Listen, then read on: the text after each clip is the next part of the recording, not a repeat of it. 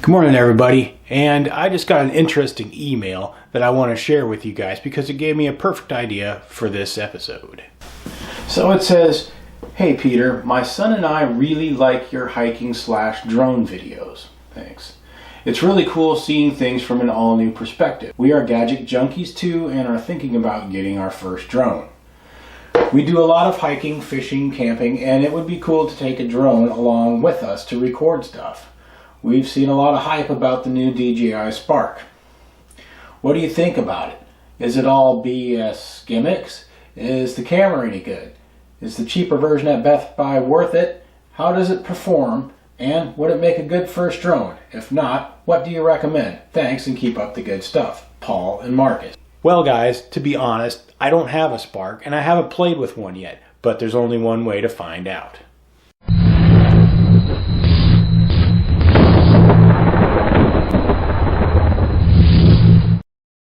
So, I've got the Spark, I've got some beautiful weather, and I've got 3 days off. So there's really only one thing to do. Play with it.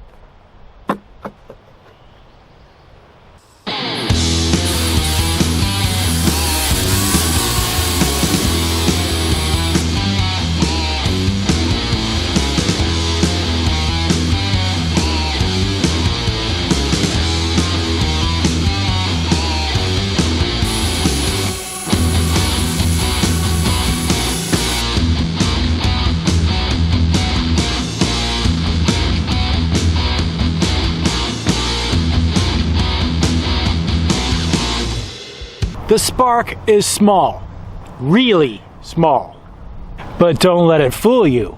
It's got a full HD 1080p camera on a dual axis stabilizer, front facing crash avoidance, and tough as nails. So let's dig right into the meat and potatoes of this thing.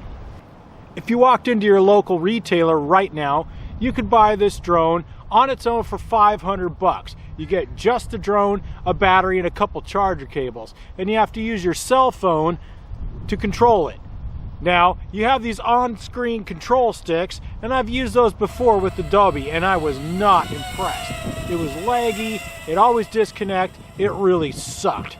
But in the case of the Spark, it actually works, and it's actually somewhat intuitive. Is it perfect? No. Do I really like it? I could get used to it, but having flown using normal analog sticks, you can't beat it. So also when you're using your phone to control the drone, you have a very limited range. Now in the manual it says you have a horizontal range of about 350 feet and about 150 feet vertical range. Okay, so I'm here at this soccer field and I'm going to take this thing and I'm going to fly it horizontally as far as I can go until the signal gets too poor for me to continue on. And I'm going to record what's on the screen of the phone so you can see exactly what's going on the phone and see exactly what you're going to see while you're flying your drone at that distance. As the signal gets weaker, you'll notice that the picture of your video feed coming back is also going to degrade in quality.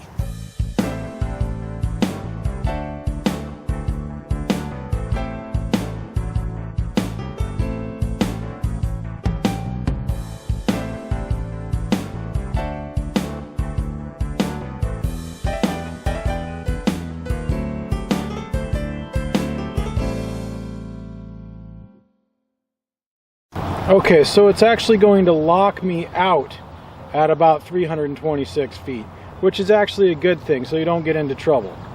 Okay, so another real number we need to look at is battery life. The DJI website says this thing has a battery life of 16 minutes. That might seem like a lot, or it might not seem like much at all, depending on how you look at it. The Mavic has a battery life of about 25 minutes, but other selfie drones like this little guy have abysmal battery lives, like 5, 6, 7 minutes. And like we talked about earlier, manufacturers have a tendency to over-exaggerate their numbers a little bit. The Zerotech Dobby drone managed only about 5 minutes. The unique breeze can stay airborne for more than 9 minutes. And the Spark managed over 13.5 minutes. A unique feature of this drone is gesture control and palm launch.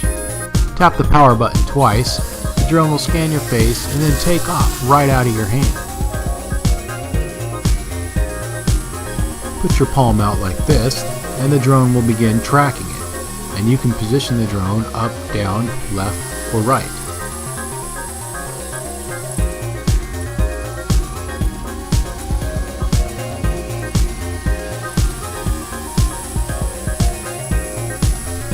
Wave goodbye to send the drone back about 25 feet. It'll still track you and also follow you, but you might want to note that you can't begin video recording using this. You have to do that through Active Track.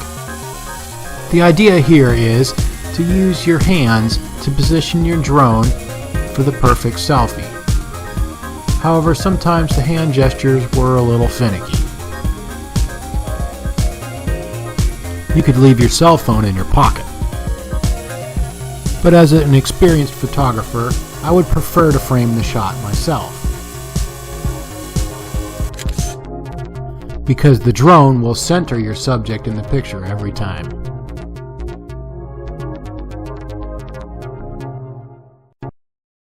Next, let's take a look at the quick shots. Droney mode. Highlight your subject using your finger and tap Go. The Spark will automatically perform a nice, smooth pullback reveal.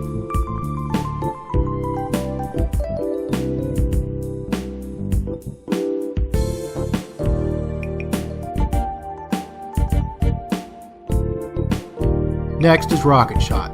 While hovering over your subject, highlight it and tap Go.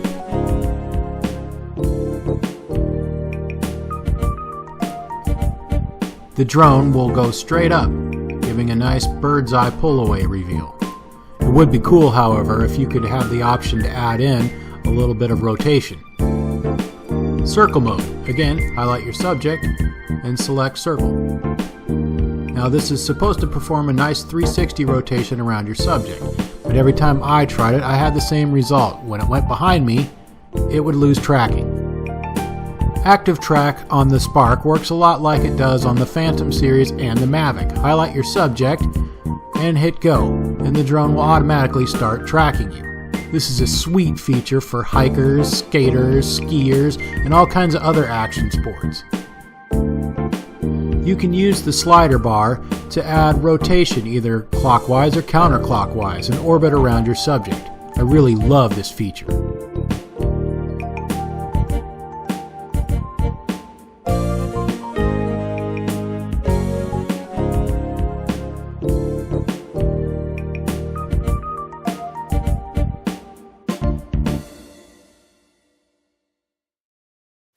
I'm a demanding photographer and cinematographer. Is the Spark's camera and two-way gimbal gonna cut it? Without the remote, you got such a limited range, and you can't adjust your gimbal tilt while flying at the same time. Can you still grab some decent shots? You're locked at 1080p, 30 frames per second. You can't change it. Horizontal panning, or yaw, is a little jumpy without the third axis. There's no flat color option, so that you could do your own color grading in post-production. Using the automatic camera settings in low light didn't do that well. Fortunately, there are some manual settings that you can tweak to improve things a little, but with the limited sensor size on the camera and limited resolution, you can only do so much. Shooting in bright sunlight, though, looks pretty good. Flying the Spark is a lot of fun, and it handles really well.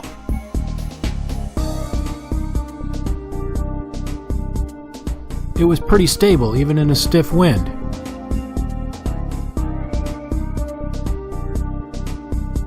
It was nimble and smooth.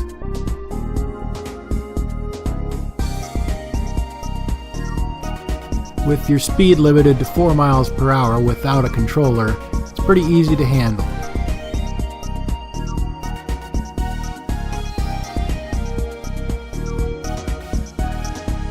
And with the controller, this thing can haul some ass.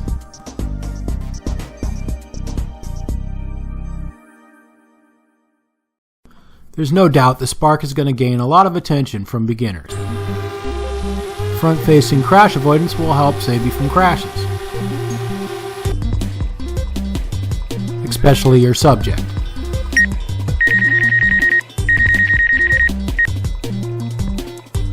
In case of signal loss, low battery, or some other emergency, the drone can use its GPS to come home automatically.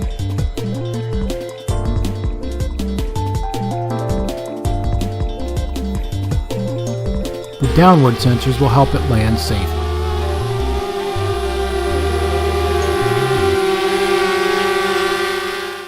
This guy really is pretty impressive. I mean, for its size, it's got a lot of features packed into this little thing, but here's the problem. This little guy's $500, and unless you're a big-time selfie fanatic and don't mind the lower camera quality, you're going to want more than that. So you could snag the controller, which would unlock speeds of up to 30 miles an hour and over a mile range. As an add-on, it's $150. Or you could get it in the Fly More package, which includes the controller, 2 batteries, a carry bag, and a quick charger. But that's $700. It would make a fun flyer, but I can honestly say I probably wouldn't be happy with the camera quality using it for what I do. If the controller was included in the base price, it would be a lot better value, because I could see this thing being a hell of a lot of fun just to be buzzing around the park on a nice day. If you're looking for a beginner drone and don't mind the size and still want to keep the cost down, you could buy a Phantom 3 series on eBay for as low as $500 with a controller, maybe some extra batteries, with a much better camera and a longer battery life. Or for about the $950 range, you could get the mighty Mavic with a 4K camera, 3-way access stabilizer, a 4-mile range, and a 25-minute battery. I've even seen these things on eBay for $800. But no matter what you choose, there's a lot of awesome choices out there. So it's really up to you deciding what you want, what features you want, and how much you want to pay. Hey guys, if you liked this video and found some information in it that was useful to you, do me a huge favor. Click the little thumbs up button. It helps us little guys out a lot. And also, if you want to make sure you don't miss any of my upcoming videos, and I've got some awesome ones coming, you can click my fancy little logo right up there and be subscribed to my channel. That helps out a lot too. And thanks for watching. We'll see you guys next time.